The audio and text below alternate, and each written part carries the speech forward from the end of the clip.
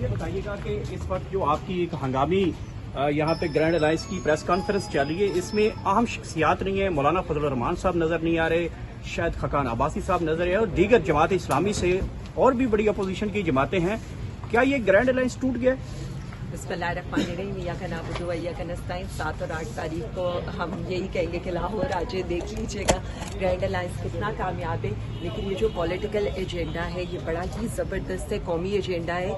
और मेरा ये ख्याल है कि ये की है इस मुल्क को में सिविलियन सुपरमेसी की, अदलिया की आज़ादी की, जमहूरियत की और ये जो सारी ज़्यादतियाँ हो रही हैं उनको एक दफ़ा दोबारा सही करने की। तो ये जो अपोजिशन इत्तेहाद ने जिस तरह का काम किया है, मेरा तो ये ख्याल है कि ये बेहतरीन काम है।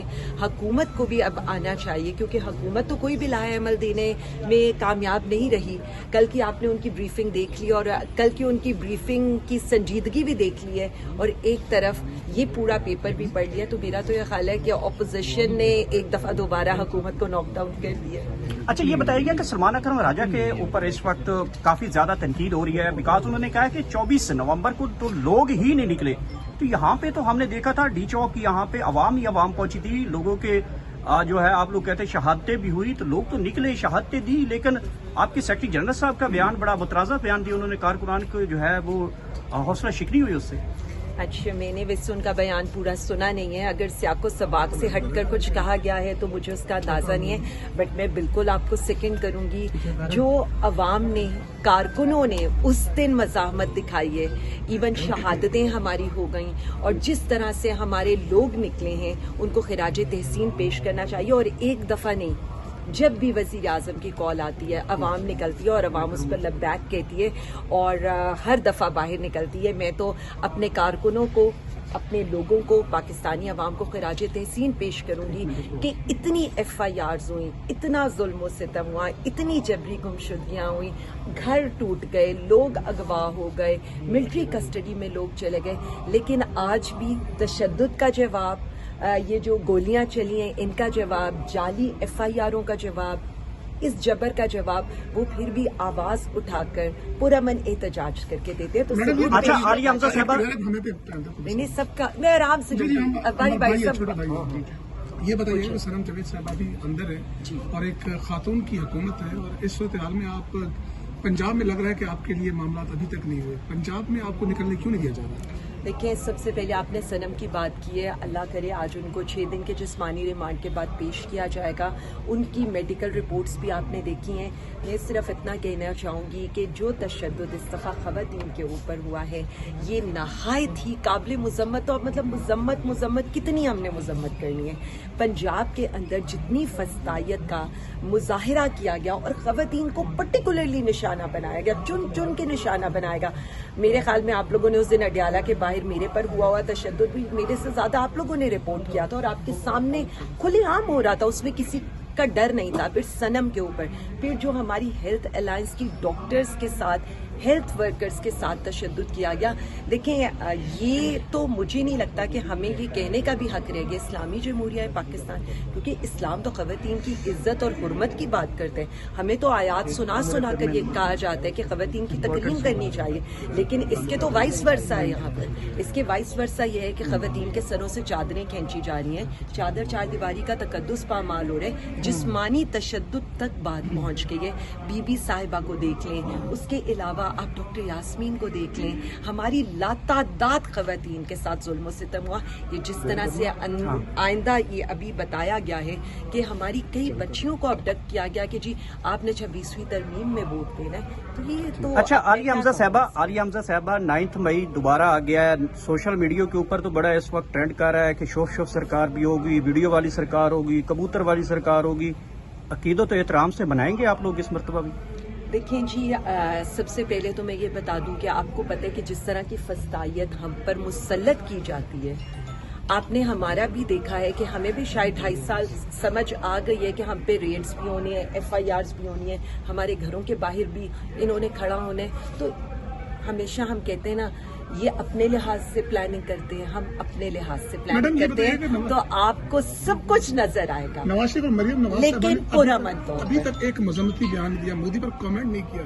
इसकी वजह क्या लग रही है आपको? उस खानदान से कोई एक बंदा भी मोदी का नाम लेते हुए घबराता है या नाम लेते हुए शर्माता है? इस शर्म की वजह क्या समझती हैं? देखें जी, सीधी सीधी सी बात है, नवासी की शादियों में आपने बुलाना हो, मरी तक बगैर वीजा लगवा कर लेकर जाना हो, डॉन लीक्स हो या वॉल्यूम 10 हो, या उसके अलावा भी आप ये देख लें कि बॉम्बे हमलों का इवन जो इल्ज़ाम है वो भी लगाया जाता है अपने ही लोगों के ऊपर। और अब भी जो वजीर दिफा का जो बयानात हैं या जो सो कॉल्ड इनके इत्तेहादी बेटे वो जिस तरह का पाकिस्तान पर इल्ज़ाम लगा रहे हैं, हम में से तो कोई ट्वीट भी करता है तो उस पर दहशतगर्दी के मुकदमे हो जाते हैं। मुझे तो समझ नहीं आ रही है कि इनकी जबान बंदी वो कैसे कराएंगे और इन पे दहशतगर्दी के मुकदमे कब कराएंगे। अब तो ये वक्त आ आलिया हमजा साहिबा, अभी आपने भी कहा कि सलमान अकरम राजा साहब का बयान आपने सही तरह से नहीं सुना और अगर सियाको सबाक से हट कर भी उनका बयान इस वक्त चलाया जा सकता है, आपने कहा, लेकिन बाकायदा तौर पर उन्होंने गुज़श्ता रोज स्पेस में ये बात कही बड़ा कैटेगोरिकली कि 1200 से 1500 हर हल्के से लोग आए थे, तो इस इतनी आवाम से जो इनकलाब जो है वो नहीं आया करते। उन्होंने कहा कल अगर मैं ऐलान कर देता हूं धरने का या लॉन्ग मार्च का तो फिर उससे कुछ नहीं होगा। तो क्या वो लोग जो कि यहाँ पर आए थे लॉन्ग मार्च में, यहाँ पर गोलियां खाई थी या उन पर जो शेलिंग हुई थी, क्या वो दोबारा आएंगे यहाँ पर अगर इस तरह से बयान क़यादत की जानिब से दिए जाएंगे? मैं सिर्फ इतना समझती हूँ कि इनकलाब तो इस मुल्क में आ चुका है, यही तो मैं बताना चाहती हूँ। जब गोली का जवाब लोग पुरअमन एहतजाज से दें, जब आप उनके साथ जुल्म कर रहे हो लेकिन वो खामोश ना बैठ रहे हो, जब हथकड़ियों को चूम कर लोग निकल रहे हो और हम जैसे लोग जब बाहर निकल रहे हो तो इमरान खान जिंदाबाद, पाकिस्तान जिंदाबाद के नारे लगा रहे हो, 8 फरवरी हो, 9 अप्रैल या 10 अप्रैल की रात हो, पाकिस्तानी अवाम तो इनकलाब बर्पा कर चुकी है। अब आप इस खामोश इनकलाब से क्या चाहते हैं? आप इस खामोश इनकलाब को मेरे ख्याल में तो ये नविश्ता दीवार है कि लोग सिर्फ एक शख्स की कॉल के ऊपर निकलते हैं, इमरान खान। लोग सिर्फ एक शख्स उनको मुत्तहिद कर सकता है पाकिस्तानी अवाम को, वो है वजीर आजम इमरान खान। अरबाबे इख्तियार को अब ये बात समझनी चाहिए, जितनी देर करेंगे नुकसान पीटीआई का नहीं, नुकसान मुल्क का हो रहा है। हम कल भी मुल्क के साथ खड़े थे, आज भी मुल्क के साथ खड़े हैं। आप तशद्दुद करें, जुल्म करें, FIRs करें, अदालतों में लेकर जाएं, नारा इमरान खान जिंदाबाद, पाकिस्तान जिंदाबाद। क्या पता कि हम भी पाकिस्तान जिंदाबाद या का नाबुदो या का नस्ताइन और इमरान खान जिंदाबाद की रैलियां निकालें। इनसे कहें पेड लोग और जिनके साथ अवामी हमायत ना हो उनसे जितनी मर्जी रैलीज निकलवा लें, कोई फायदा नहीं। वजीर इत्तलात ने कहा है कि जो इंडिया है ना, जो इंडिया है वो इंडिया जो है, वजीर इत्तलात कह रहे हैं कि जो इंडिया है वो प्राइम मिनिस्टर की पर्सनैलिटी से जेलस हो रहा है। वो लोगों ने उसके बाद तस्वीरें सारी लगा दी हैं निकाल कर, वो जो तिरछी टोपी वाली, वो लंबे बूट्स वाली, वो कौन सी वाली, वो जोखरों वाली। तो मैं सिर्फ इतना कह सकती हूँ, अपना मजाक मत उड़ाएं। इनसे सिर्फ इतना कहूंगी कि जब तक जंग वाले हालात हैं, खुदारा हम जैसे लोगों से बयानात दिलवा लें, हम मुल्क के इस सलामती के लिए बात करेंगे। वजीर आजम इमरान खान से लोगों को मिलने दें, उनकी ट्वीट आने दें, ताकि इंटरनेशनल मीडिया के ऊपर नैरेटिव बने, मोदी सरकार को भी कोई डट कर जवाब दे सके।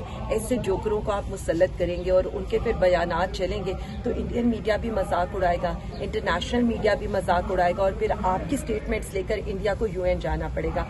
हम आज भी बयान भी अपने मुल्क के लिए देंगे, दुश्मन को भी मुंह तोड़ जवाब देंगे और इनकी फस्तायत का भी मुकाबला करेंगे। अब तो आपने हमें वैसी आदत डाल दी है एक वक्त में कई जगह पर होने की, तो एक वक्त में हम कई काम कर सकते हैं। मैडम, मीडिया पे चल रहा है कि मेरठ सेक्टर पे और नीलम पे जो है हालात खराब है, कशीदगी है, लेकिन वहाँ के लोकल लोगों से सुबह मेरी बात हुई है, वहाँ ऐसा कुछ भी नहीं है, वो कह रहे सब अमन शांति है। तो मीडिया पे क्यों चला रहे हैं? देखिए, मैं सिर्फ इतना कह सकती हूँ कि इनकी बात झूठ से शुरू होती है और झूठ पर खत्म होती है, ये तो आपको पता ही है। इनकी हर चीज झूठी है, इसीलिए तो कहती हूँ ये ना करें शेर आया और आखिर में जब शेर आ जाए तो अब हम उसका यकीन करने को ही तैयार ना हो।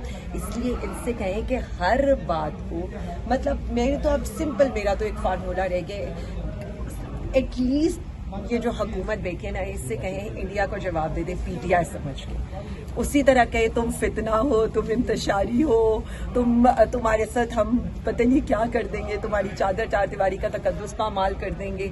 सो इन लोगों को ये समझना चाहिए कि आप अपनी सोच से, जो नायत छोटी है, एक तो पढ़ते नहीं है और पढ़ना चाहते नहीं है, उससे निकलिए। आलिया हमजा साहिबा, रमजान के महीने में खान साहब ने ये बयान जारी किया था, ऐलान किया था अंदर से कि भाई ईद के बाद जो सड़कें हैं वो गर्म होंगी।